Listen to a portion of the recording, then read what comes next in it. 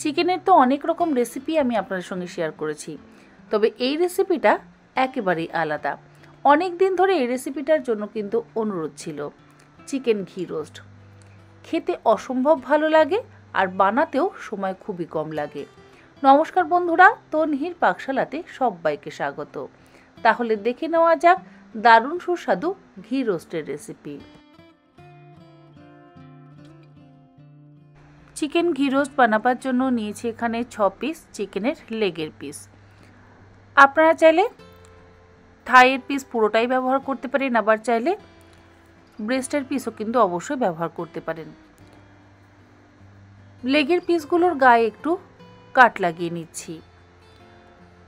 এমন নয় যে শুধুমাত্র লেগ পিস দিয়েই করতে হবে, যেরকম পিস আপনাদের কাছে থাকবে বা যেরকম পিস দিয়ে আপনারা ঘি রোস্ট বানাতে পছন্দ করবেন সেই রকম পিস দিয়েই কিন্তু আপনারা চিকেন ঘি রোস্ট বানিয়ে নিতে পারেন।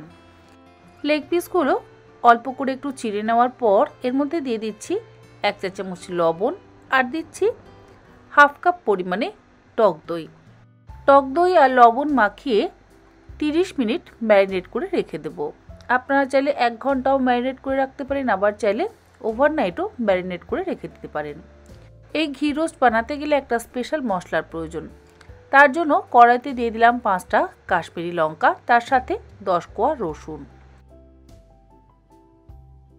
আর এর মধ্যে দিচ্ছি 1 টেবিল চামচ পরিমাণে গোটা ধনে, হাফ টেবিল চামচ পরিমাণে মৌরি, হাফ টেবিল চামচ পরিমাণে গোটা জিরে। গ্যাসের ফ্লেমটাকে লোতে করে দিয়ে 2 মিনিট আমি এই মশলাটাকে ড্রাই রোস্ট করে নেব। এই কাশ্মীরি লঙ্কাতে কিন্তু ঝাল হবে না, রংটা সুন্দর হবে। আর যদি আপনাদের কাছে এরকম গোটা কাশ্মীরি লঙ্কা না থাকে, আপনারা কিন্তু ফোড়নে ব্যবহার করবার জন্য যে গোটা লাল লঙ্কা আমরা ব্যবহার করি সেটা একেবারেই ব্যবহার করবেন না, তাহলে আবার ঝাল হয়ে যাবে। এর মধ্যে দিয়ে দিলাম হাফ চা চামচের থেকেও কম পরিমাণে একটু মেথি দানা। মেথি দানা আবার বেশি ব্যবহার করবেন না। যেটা বলছিলাম, এরকম যদি গোটা কাশ্মীরি লঙ্কা না থাকে তাহলে আপনারা কাশ্মীরি লঙ্কার গুঁড়ো অবশ্যই ব্যবহার করতে পারেন। মশলাটা ড্রাই রোস্ট করে নেওয়া হয়ে যাওয়ার পর গ্রাইন্ডিং জারের মধ্যে নিয়ে নিচ্ছি। আমি এই যে গোটা কাশ্মীরি লঙ্কাটা ব্যবহার করলাম, এতে কিন্তু ঝাল হবে না, রংটা সুন্দর হবে। আর গোটা কাশ্মীরি লঙ্কা যদি আপনাদের কাছে না থাকে, আপনারা যখন সমস্ত মশলা ড্রাই রোস্ট করে নেবেন, গ্রাইন্ড করবার সময় গুঁড়ো কাশ্মীরি লঙ্কা ব্যবহার করবেন।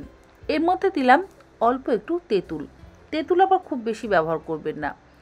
6টা দিয়ে দিলাম গোটা কাজু, একটা গোটা পাতিলেবুর রস দিয়ে দিলাম, আর দিয়ে দিলাম অল্প একটু জল। এবারে একদম মসৃণ করে বেটে নিলাম। দেখুন আমাদের মশলা কিন্তু তৈরি হয়ে গেছে, আর কাশ্মীরি লঙ্কা ব্যবহার করবার জন্য খুব সুন্দর একটা লাল রং হয়েছে। কড়াইতে দিয়ে দিলাম 3 টেবিল চামচ পরিমাণে ঘি। গ্যাসের ফ্লেমটাকে লোতে রেখেছি। ঘিটা যখন মেল্ট হয়ে যাবে তখন এর মধ্যে দিয়ে দিচ্ছি একটা বড় সাইজের একদম ছোট টুকরো করে কুচিয়ে নেওয়া পেঁয়াজ। গ্যাসের ফ্লেমটাকে লো টু মিডিয়ামে করে দিয়ে মিনিট 2-3 সময় ধরে পেঁয়াজটাকে একটু হালকা করে ভেজে নেব।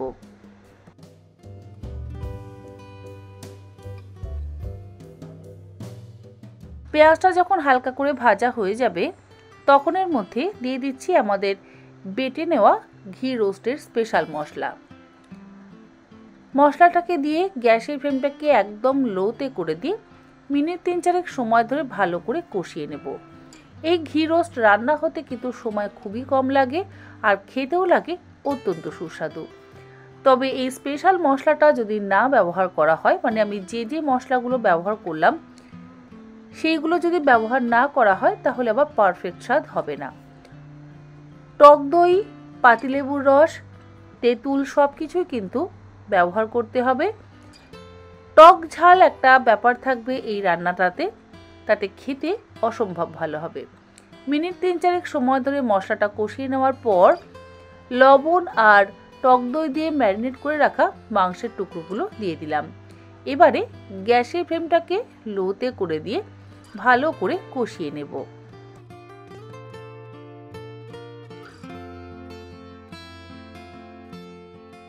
মিনিট 3-4 মাংস দিয়ে কষিয়ে নেওয়ার পর গ্যাসের ফ্লেমটাকে কিন্তু আমি একদম লোতেই রেখেছি। আর যেহেতু কাজু বাদামের ব্যবহার করেছি তাই নিচে লেগে যাওয়ার সম্ভাবনা থাকতে পারে, সেই জন্য হাই ফ্লেমে একেবারেই করবেন না।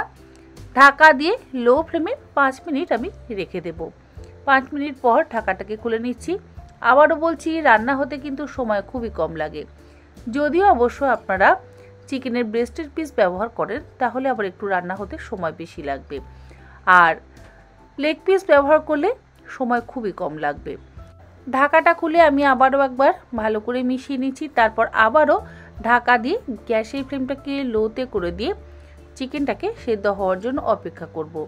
আর এইভাবে ঢাকা খুলে আর ঢাকা দিয়ে আমাদের ঘি রোস্টটাকে তৈরি করতে হবে। ততক্ষণ পর্যন্ত আমাদের রান্না করতে হবে যতক্ষণ না চিকেনটা সেদ্ধ হয়ে যায়। আর চিকেন সেদ্ধ হয়ে গেলেই দেখবেন মশলা থেকে ধীরে ধীরে ঘি রিলিজ হতে শুরু করবে। যেহেতু ঘি রোস্ট তাই ঘি কিন্তু এই রান্নাতে অবশ্যই ব্যবহার করতে হবে। সাদা তেল বা সর্ষের তেল বা বাটার ব্যবহার করলে চলবে না। ঘি দিলেই এই রান্নার পারফেক্ট স্বাদ হবে। সবশেষে এর মধ্যে দিয়ে দিলাম 10-12টা ফ্রেশ কারি পাতা, আর দিচ্ছি অল্প একটু লবণ। লবণ দিয়ে আমরা মাংসটা ম্যারিনেট করে রেখেছিলাম, আর যখন রান্নাটা করেছি তখন কিন্তু আমি লবণের ব্যবহার করিনি। একদম শেষে স্বাদ অনুসারে লবণ ব্যবহার করলাম, আর দিয়ে দিলাম সামান্য একটু গুঁড়ো চিনি। যেহেতু আমরা টক দই, পাতিলেবুর রস আর তেঁতুলের ব্যবহার করেছি তাই টক ভাবটা ব্যালেন্স করবার জন্য অল্প একটু চিনি ব্যবহার করলে স্বাদটা অসম্ভব ভালো হবে। আর যদি আপনারা চিনি ব্যবহার করতে না চান তাহলে চিনিটাকে অ্যাভয়েডও করতে পারেন। সমস্ত কিছু ভালো করে মিশিয়ে নেওয়ার পর তৈরি হয়ে গেল আমাদের দারুণ সুস্বাদু চিকেন ঘি রোস্ট। আশা করি আমার আজকের এই চিকেন ঘি রোস্টের রেসিপি আপনাদের ভালো লাগলো। ভালো লাগলে আপনারা চটজলদি এই রেসিপিটা অন্তত বাড়িতে একবার বানিয়ে দেখবেন। আশা করব আপনাদের অন্যান্য রেসিপিগুলোর মতন এই রেসিপিটাও ভালো লেগেছে। তাহলে আজকের মতন এই পর্যন্ত। আবার হাজির হয়ে যাব অন্যদিন অন্য কোনো রেসিপি নিয়ে। ভালো থাকবেন, সুস্থ থাকবেন। ধন্যবাদ।